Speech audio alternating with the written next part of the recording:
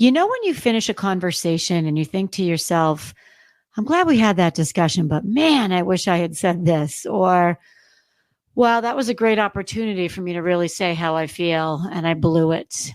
I was so close, and I backed out at the last minute. Well, Podsters, you are not alone. And in fact, most people get almost all the way there, almost to the real root of a conflict or a decision, and then they stop.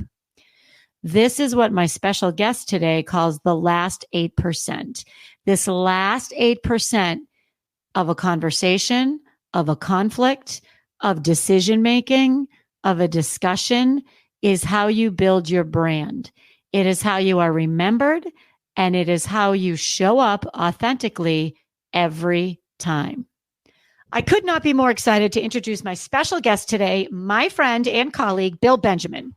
Bill is a partner at the Institute for Health and Human Potential, where he trains people, conducts research, and explains how you can build a high-performance last 8% culture and with your team or with yourself by leveraging the science of emotional intelligence. His clients include NASA, Marriott, Intel, the Mayo Clinic, the U.S. Marines, and surgeons. And by surgeons, we mean various surgeons throughout the world. Today, he's going to teach us how to manage our emotions, particularly in high-stakes conversations, so that we can show up with connection and courage.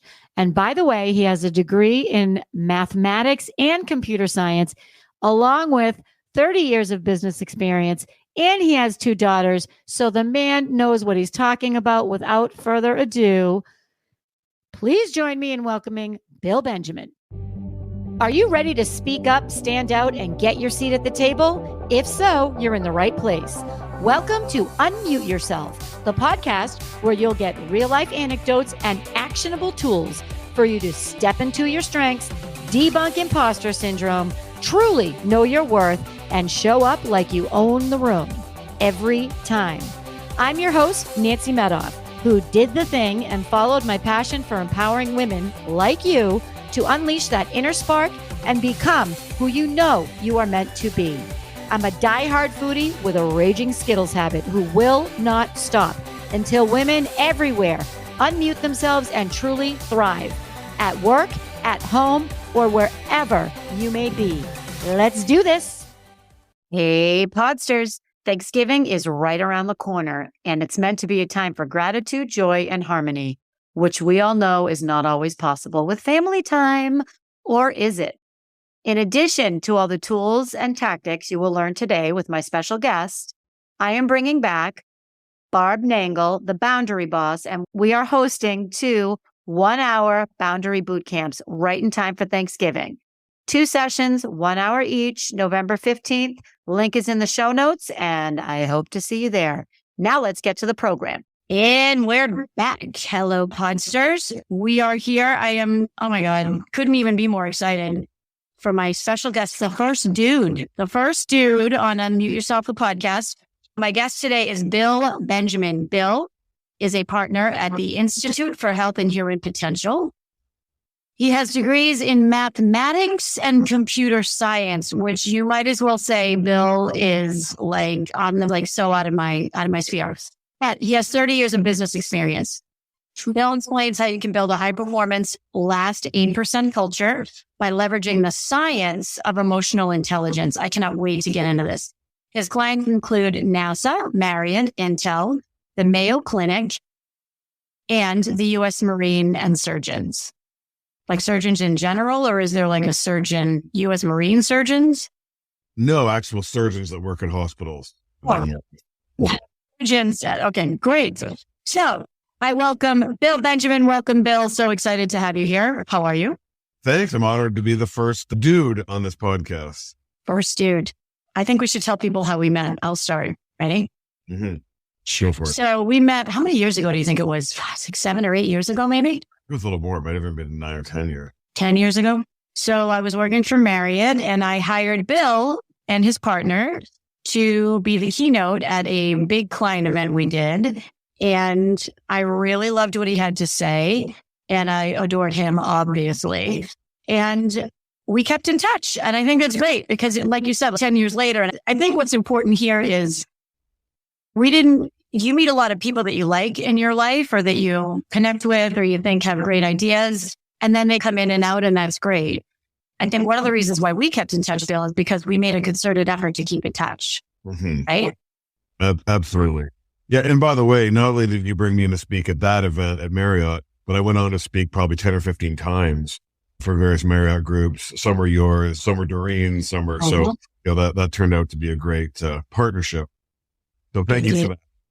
You're welcome. You're welcome. And thank you for coming on the podcast. So we're going to dive right in. So one of the things I love about what Bill does is he talks about emotional intelligence. And tell me about emotional intelligence and psychological safety. The reason I'm asking is because psychological safety is super important. And I feel like it's the new buzzword for maybe emotional intelligence. I don't know. What do you think about that? Thoughts?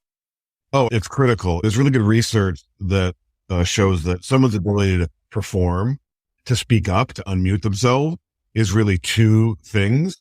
One is their own skills, attitudes, and capabilities. The second is the environment they're in. So if you want people to speak up and share ideas, but senior leaders are shooting their ideas down, they're going to be less likely to speak up. So that creating a culture and a team where there's psychological safety, where people feel safe to speak up and point out mistakes, give each other feedback, hold each other accountable, that's critical to a high performance culture. Totally. And critical to, if you are an individual contributor, make sure you're joining a team that invests and walks the talk with psychological safety and or emotional intelligence. It's interesting because I heard you just say the ability to perform your own skills and also the environment you're in. So what do you see that works well for creating an environment where people feel, particularly women, this is a podcast that's geared towards women, but not exclusively. What do you see people do that are team leaders that works well for encouraging women to speak up? Yeah. So we talk about a culture that's high in both connection and courage. And so connection is about someone having a voice, someone feeling valued. So to ensure, and I think, Nancy, as you know, you just put out a post on LinkedIn about, men will apply for a job when they think they have 60% of the skills, but women 100%. So it's critical that the women on their team feel valued. They feel that they, the confidence, right? So whether you're a male or female leader leading a female, not that men don't want to feel valued and confident. It's a little less important. So the women will be much more likely to speak up, to feel safe if they have confidence in themselves, if they know that they feel valued. So that's absolutely critical. So how do you do that? Yes. Really quick, 15 seconds or less. Yeah. I mean, we talk about starting on the other side of the bridge.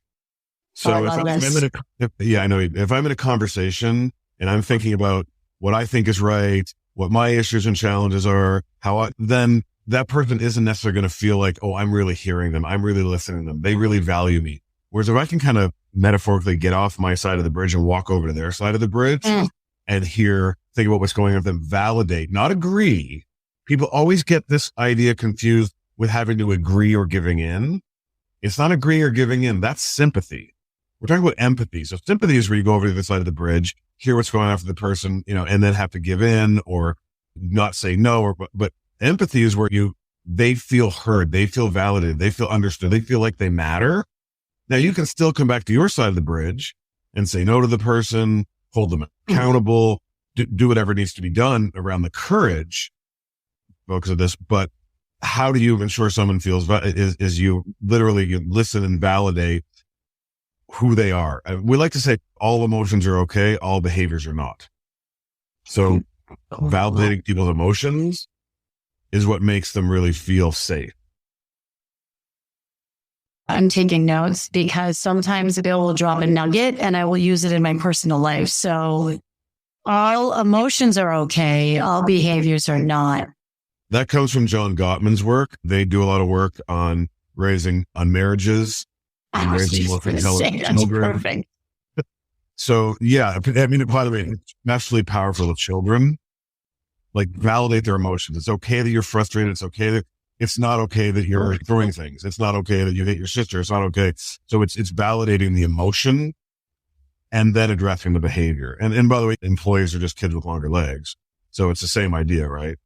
So validating the emotions. So it's like we're coming back to, how do you make someone feel heard, important, understood?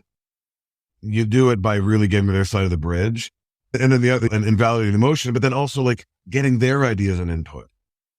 And we all know the value. If someone else comes up with the idea or the solution, they're way more committed to it, right? It's obvious. It's just really hard to do because we get excited. We think we're right. We're trying to move things along fast.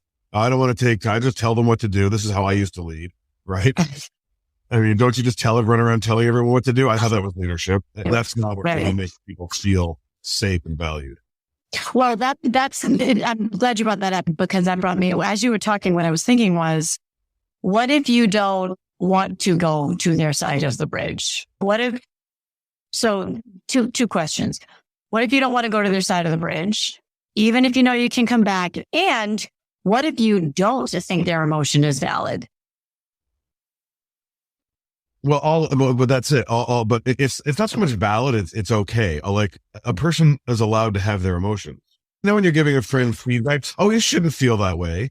That's actually not what you said. That the person feels that way. Like, I get that comes from a good place. You don't want them to feel disappointed or shame or whatever, but you actually, they feel what they feel. So and I get them not wanting to go to this side of the bridge, but I've coached many people in this situation, and 90% of the time, when they actually do try it, things actually change, because they realize that other person, you know what, they actually are a human being. They're not psychotic. They're not a sociopath.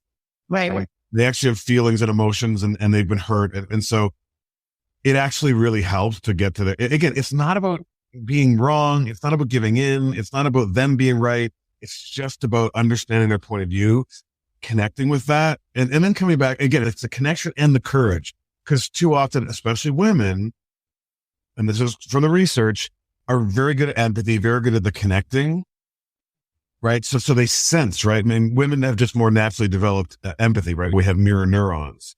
Men have them too, but women more naturally develop those mirror neurons to feel what the other person's feeling. Yeah. And so too often, women get sort of stuck on that other side of the bridge using our language, worrying about how the other person's feeling, trying to take care of them, not wanting to upset them, wanting to be liked. And they forget to come back to their side of the bridge and unmute themselves and speak up with courage, give the person the feedback, hold them accountable, let the person know how they've been impacted them. But we're just so much, that conversation is going to go so much better if we connected first, if we start on their side of the bridge, even if we don't feel like we don't want to. I love everything about that analogy. And one of the things I like about it is it gives me as you're saying this, it gives me a concrete physical analogy. I first heard this probably 7-8 years ago. You're right. And I am going to step off of my side of the bridge, and I see myself stepping off the bridge and walking over to their side. And it's really powerful. It's very powerful. I love that. When I'm on stage, I mean, you probably remember me doing it. I literally go to one side of the room, talk about my side, and literally walk across the stage as if I'm going to the other side, right, with a visual in the background, because it really is a great metaphor. And you know what I'm thinking about is, as you're saying this, is not only difficult conversations, because I want to get back to that last 8%. I think that is such a great concept, is in negotiations. I mean, that's it. There's always, you have to get off your side of the bridge, go and see if you can find, can we meet in the middle? This is me talking now.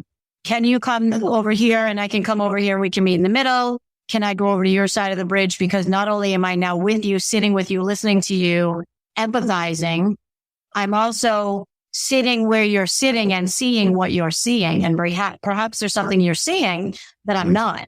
If I'm stuck over here, I'm not going to see that. I love it. I think it's great. Absolutely. Let's talk about the last 8%. Yeah. I love this. So can you give us a 20,000 foot overview? What do you mean when you talk about the last 8%? Yeah. My business partner, Dr. JP Paloufry, he came up with this concept maybe 4 or 5 years ago. He was coaching a couple of executives who weren't getting along, like that ever happened. Right. Shocker. And they were coached to have a conversation with each other about the impact they were having on each other. So they have the conversation.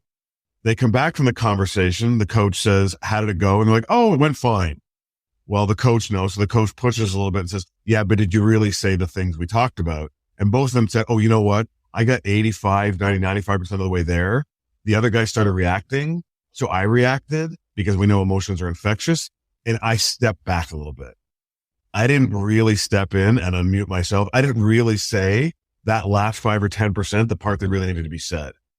And so we know from our research that 68% of people in that tough moment, when that last 5 or 10% comes up, they avoid. They either avoid the conversation altogether or they avoid saying what really needs to be said in the conversation. So we took that concept and we just studied with 34,000 people and determined that on average, it's 8% that people feel they leave unsaid in a difficult conversation. That's where the 8% came from. And then as we workshop this, people said, well, it isn't just conversations I face. There's last 8% decisions. There's the easy ones where everyone's going to agree and I'm not taking a risk. Then there's the one where I'm trying something new. It's uncertain or somebody's not going to be happy. Right. And I know when I was first learning this, I would make a decision. It would be somewhat based on who was going to scream the loudest. And I didn't want to deal with them. And so I'd kind of give in to them, not always make the best decisions. So those last 8% decisions are absolutely critical. And I'll say one final thing on this, and I know you'll have lots to say about this. The reason these last 8% moments are so important, why we focus on them, is because of the cortisol effect. And we know we love brain science.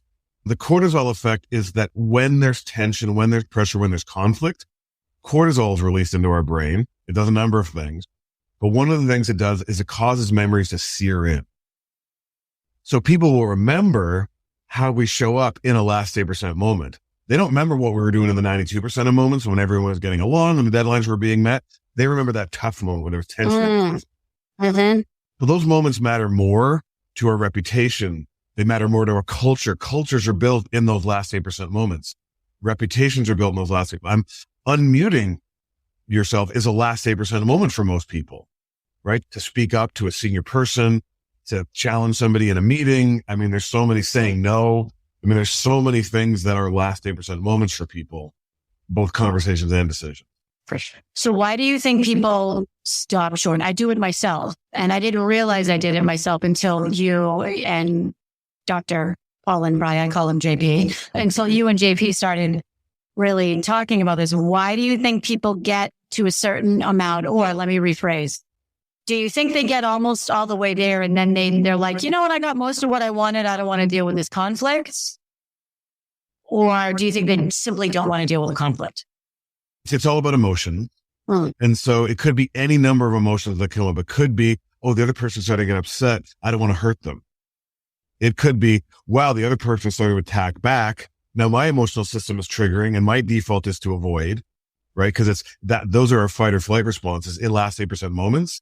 It's actually our amygdala is triggering. It's the fight or flight responses. So we literally, it's like a tiger's out at us and we're either going to fight it or we're going to shut down and avoid. So it's some sort of emotion that's causing us to avoid. Now, I do want to point out, and I know for, again, a higher percentage of women. So I said 68% of people avoid. In women, it's more 75 to 77%. So it's a little bit higher in women. That's more of a learned default behavior. There's nothing wrong. There's nothing bad about that. It's just the way our culture, our global culture is. But the other 32%, so out of that 68%, the other 32%, I can fall into this category. I'm in that tough conversation. The other person starts getting triggered. They start getting defensive. Now, instead of shutting down, I attack back. I get defensive and now I'm making a mess of it. So we talk about people either being avoiders or making messers. Well, and I wonder if, so I'm thinking about my marriage. Okay. I'm going to be fully transparent. I'm thinking about, and everybody knows I adore my husband. Bill has met him. I hope you adore him. I think you do. He's awesome. He's great. You know, because I will find that at work, I don't have this problem. At work, I will have usually 100% of the conversation because I'm trained and I compartmentalize that way. At home, the stakes are higher, I believe. Yep. And I believe that what you just said. So if I continue to push it, I'm afraid of the reaction and I'm afraid of that tiger. I'm not afraid of the tiger. I'm afraid of the situation of the tiger coming out and I don't want to deal with it. and I will find another way to bring it up and get closer to resolution. And I don't know that that's effective because we keep having the same last 8% conversations and they don't get resolved. It really depends on whether the stepping back is done by design. In other words, it's like, okay, this isn't a great moment. He's not in a place to hear this. I'm not in a place to hear this. Let's take a break and come back. Or is it just by default? I'm just avoiding because he's starting to get angry and now I'm shutting down because that's my default behavior and I'm swallowing my truth. It really depends. Is it a reactive, I'm doing this because I am avoiding something hard, or is it more strategic? It's more, I'm cognitively saying this is a better approach. Right. That's really for us what it's about. Because the emotional brain takes over the cognitive brain and limits our cognitive thinking in those moments. So we're trying to help people manage those emotional responses so they can have the best of their thinking, so they can show up with connection and courage, right? So how do you, we talk about this idea of a culture or a leader balancing connection and courage. And we talk about when we talk about culture, we talk about cultures that are high care and high accountability. How do you do that as a leader of a team? Well, you've got to show up with courage and connection. You've got to model it. And how do you model it? Well, that's where managing emotions comes in.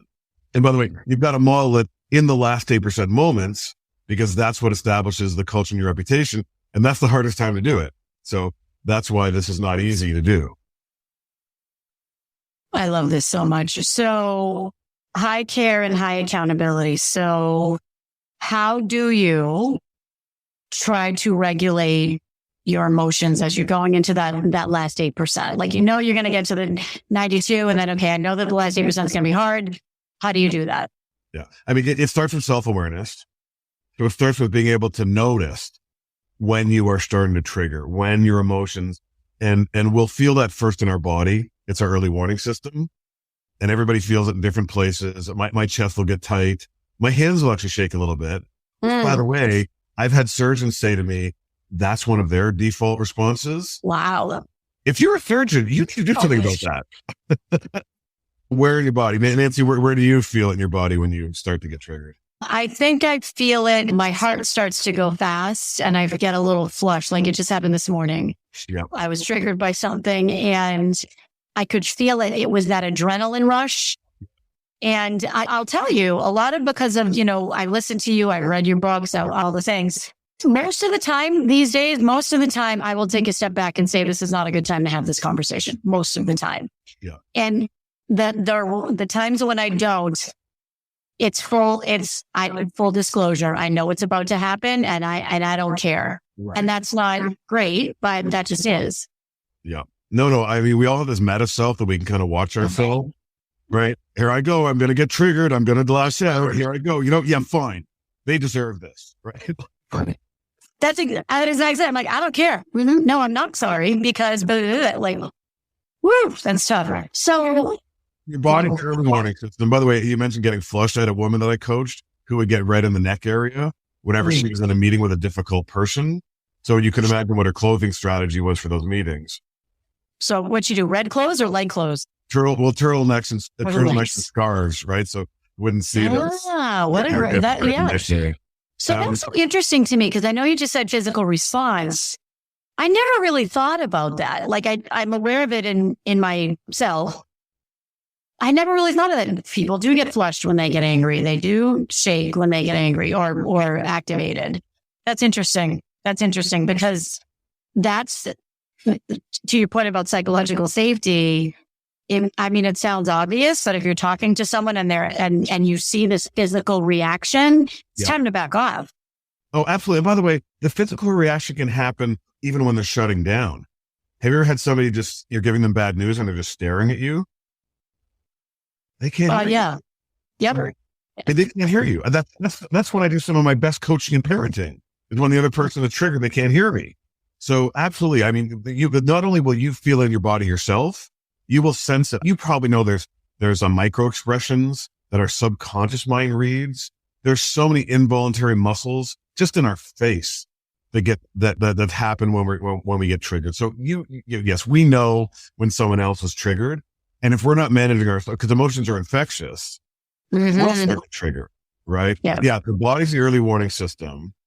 Then we have a whole strategy called the SOSS, and I'll do the SO part of it. What is stop, right? That is disconnecting the trigger, not as an avoidance strategy, but as a way to disconnect, do something to get your thinking mind back, calm your emotions down so that you can step back in more skillfully, right? You will unmute yourself, more skillfully. By the way, a great example of this is the draft folder was designed for emotional intelligence. Write that email you want to write. Don't put it in the to list just in case. Save it in the draft folder. Go for a walk. Do something that gives you a sense of calm or peace. Come back to it. I've done this many times. Never once have I looked at that email I wrote in the triggered state and thought, yeah, that's me at my best. Yeah, that's the email I should send. Same. I was just going to ask, have you ever actually sent the email after you come back and look at it? I never have. Never once. In fact, most times I realize I should actually get on a Zoom call or walk down the hall and see this person, or this shouldn't actually be done in email anyway. Cause by the way, I was about to copy 17 people, right? Hit reply to all, so. And just coming back to the original. So in that moment, if I sent that email, I would not be demonstrating connection. Yeah. My courage would come across as disrespectful. And so that then creates a last 8% moment where I don't show up well. And then that becomes my reputation. And then as the leader, that becomes the culture I'm creating. Oh, the culture is you just snap back in emails. So absolutely that ability to manage emotions in that moment. So that stop and disconnect. By the way, sometimes we can't just get up and go for a walk or in front of someone or in a meeting. Couple quick things. Drinking water calms the physiology. I mean, I was working with the surgeons and they said, unless there's literally an emergency on the operating table and I have to react right away, which is very rare. If something feels like it's not going right, I can stop. I can take a drink of water, calm myself down and come back and focus. So to me, taking a drink of water. Here's one other thing. Your fingers will start to curl when you get a little triggered. Maybe not to a full fist, like if you were fully triggered. Open your palms. And if you're sitting, you can rest them on your lap. So there's lots of little things you can do. Love it. One last thing on the stop, and then I'll get to the O part of the SOSS. The stop is, the other one is, if you are in a fight mode, you'll be leaning forward. Lean back. Yeah, I love that one. Really create the physical interaction. If you are in a flight mode and you're about to mute yourself, you're avoiding, then lean forward. Step in, right? You don't have to step in right in that moment, but the leaning forward, opening yourself up creates a change in your body posture that allows you then to think more clearly. So that's the stop. Love all of it. I'm taking copious notes. This is like a therapy session for me. This is awesome. And for the Podsters. So Podsters, this is great. It's not that far from that. So I'll just share the O is oxygenate. Take a breath. The intake of a deep breath. The intake of a large amount of oxygen just carbonizes your blood and has the physiological effect of minimizing the chemicals the amygdala has released. So as a math and computer science guy, I feel like, Bill, you need to take deep breaths. I'm like, yeah, what for?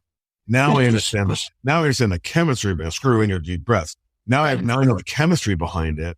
I'm going to get more of my best thinking back, right? I'm going to be able to step in more skillfully if I take a deep breath. So yeah, that deep breath can be you'll be amazed at how much of your better self you get back when you just stop and take that deep breath. In that last 8% moment, that's the time to be able to do it, right? That's the skill. That's the hard part of this.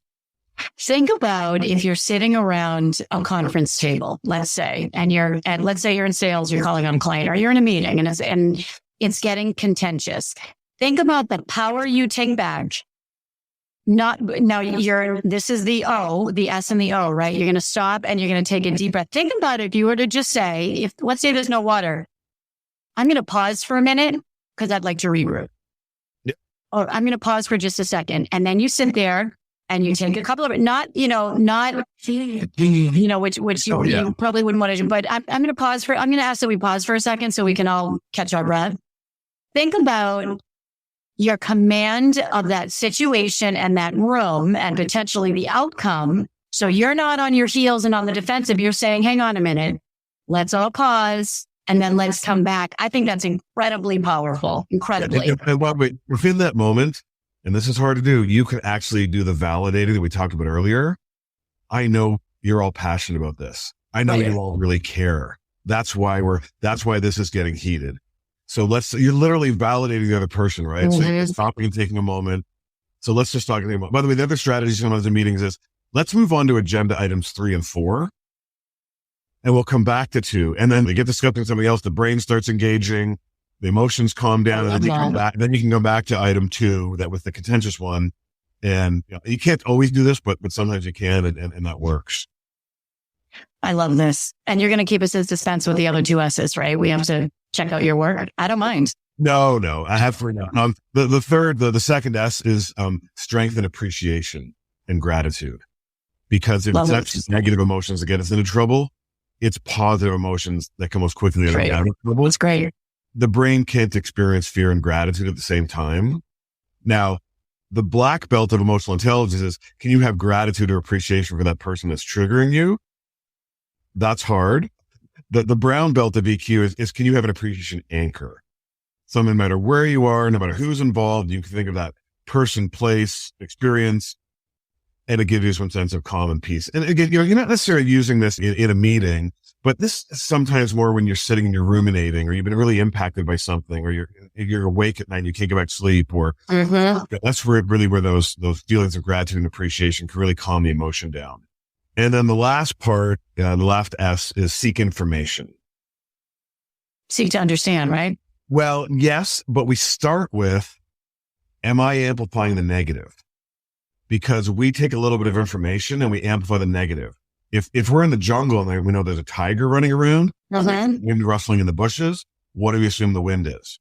Oh, okay. So seek more information. Right. Okay. Yep. And is this wind or tiger? Because what'll happen is the emotional brain will react that when we think wind and we think, oh, that's a tiger, the emotional brain doesn't differentiate between a real and a perceived threat. So it says tiger and it reacts to the wind as though it's a tiger. Oh, this person is disrespecting us. They're not listening to us. But we don't have all the information. So seek information. Am I amplifying the negative? Am I assuming the worst? Do I even have all the information? That's where we start. And then seek to understand. Then get into the things we're talking about, getting to the side of the bridge, et cetera. So the SOSS strategy is how you get off your side of the bridge in a last 8% tough moment. It's the strategy to say, okay, I want to get to the side of the bridge, but right now in this moment, I'm triggered. I don't care. I want to open myself up so I can actually get to the other side of the bridge in a tough moment. I love everything about this. I want to go back to something that you've said a few times that I keep circling and circling and circling on my paper, because I think this for me is one of the biggest takeaways. That last 8% moment, this is what I wrote. The last 8% moment is your brand. So that's where people remember how you behave the most. Yep. It's how you can have the greatest impact on how people feel connected and feel emotionally safe and feel that you're giving them courage and allowing them the courage. Did you speak up? I actually had a situation last week where I had a client based in Dubai, and they had sort of different rules of engagement in that part of the world, who was being disrespectful to one of my team members. And it was really hard because normally I'd want to have a conversation like that in person or at least on video, but that wasn't an opportunity. So I literally had to try to craft an email to give that person the feedback about their behavior. A big part of that, but that was the last 8% moment for me, because this is a good client, right?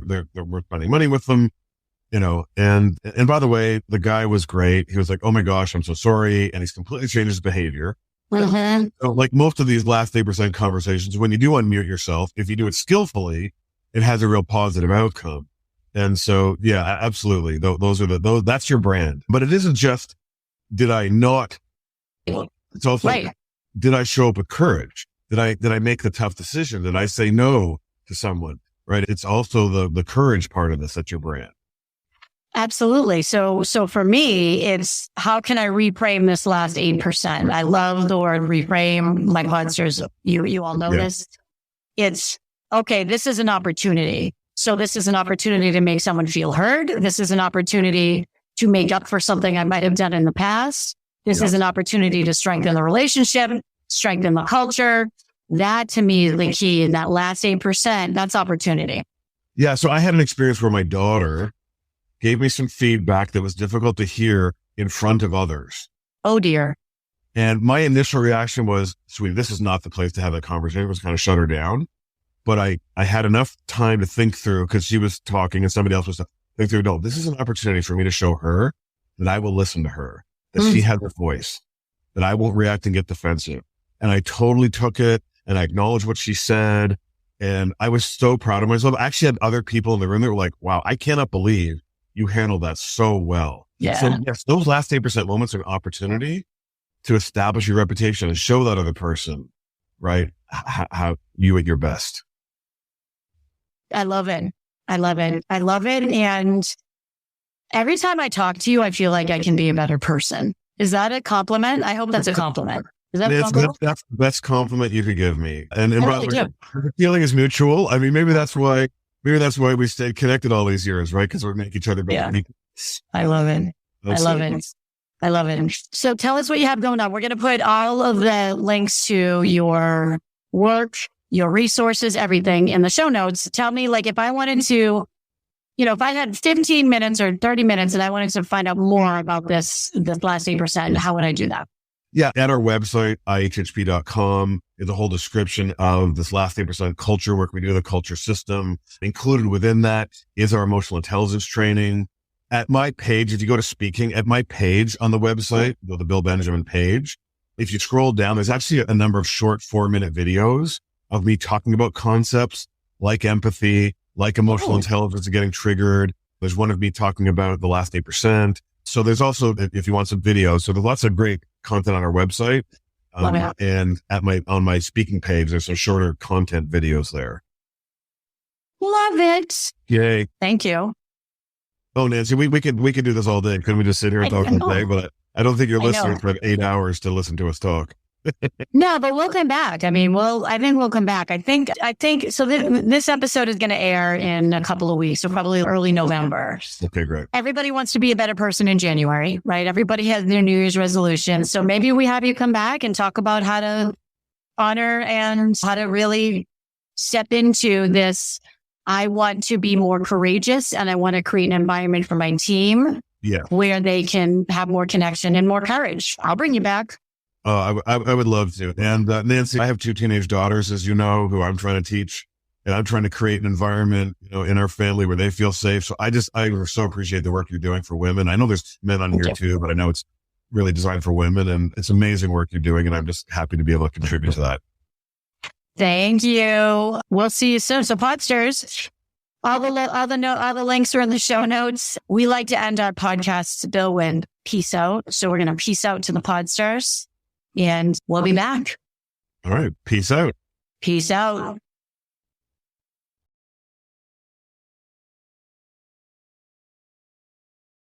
That's a wrap, Podsters. And before we go, I ask you, what's one thing from today's episode that you will use this week to unmute yourself? DM me, email me, send a smoke signal, whatever you need to do. Let me know what you're going to do differently. And if you enjoyed this episode, please share it with someone you know and leave a 5-star review on Apple. This helps me spread our message of empowerment to more people worldwide. Let's do this.